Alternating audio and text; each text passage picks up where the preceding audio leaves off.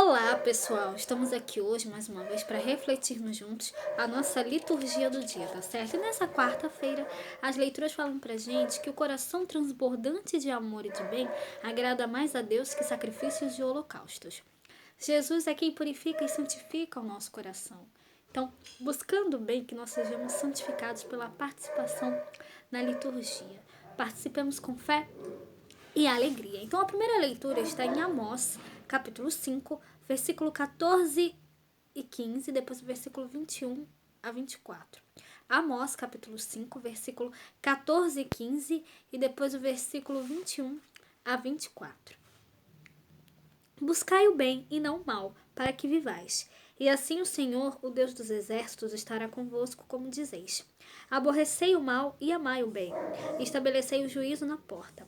Talvez o Senhor, o Deus dos exércitos, tenha piedade do resto de José.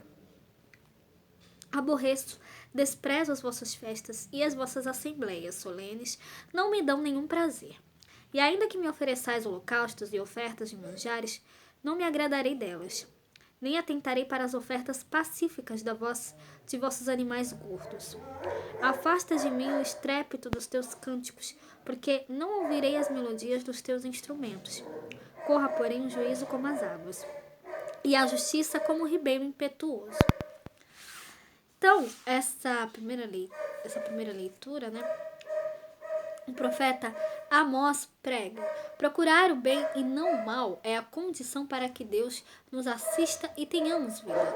Odiar o mal e amar o bem é mais agradável e gracioso diante de Deus que sacrifícios e balbúrdia de ritos vazios. Além disso, a justiça e a vida honesta são os bens mais agradáveis a Deus. São como água límpida em torrente perene. Onde há água abundante, tem-se vida. Então, que nós realmente possamos nos banhar e tomar da água da justiça, para que Deus nos assista e nosso culto chegue aos céus, tá certo? Então, que a gente possa sempre louvar e glorificar a Deus. E agora, falando do Evangelho, hoje ele está em Mateus, capítulo 8, versículo 28 a 34. Mateus, capítulo 8, versículo 28 a 34. Naquele tempo, tendo chegado a outra banda, a província dos Gergensenos, saíram-lhe ao encontro dois endemoniados, vindos dos sepulcros. Tão ferozes eram que ninguém podia passar por aquele caminho. E eis que clamaram, dizendo: que temos nós contigo, Jesus, Filho de Deus? Vieste aqui atormentar-nos antes de tempo? E andava pastando diante deles uma grande manada de porcos. E os demônios rogaram-lhe, dizendo: se nos expulsas, permite-nos que entremos naquela manada de porcos. E ele lhes disse: ide. E saindo eles, se introduziram na manada dos porcos.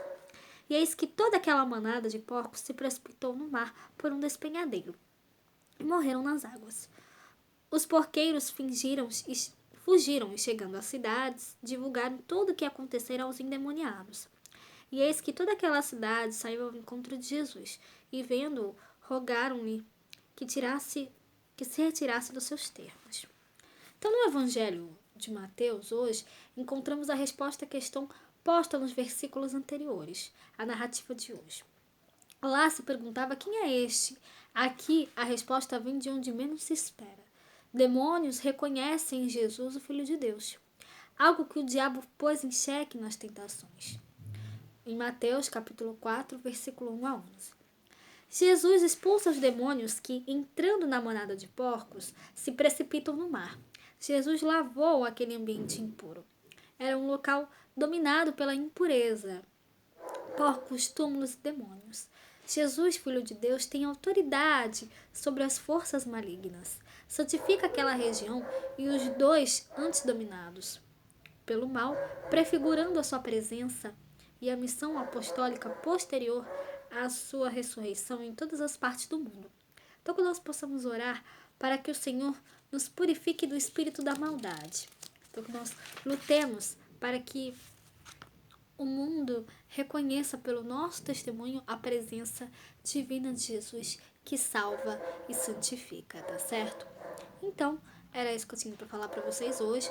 Muito obrigada a todos por curtirem, por comentarem. Aqueles que só assistem mesmo também agradeço. Espero que vocês tenham gostado dessa reflexão de hoje. Espero encontrá-los todos aqui quinta-feira, se Deus quiser, para continuarmos refletindo cada vez mais as leituras da Sagrada Escritura. Então, muito obrigada a todos e até a próxima, se Deus quiser.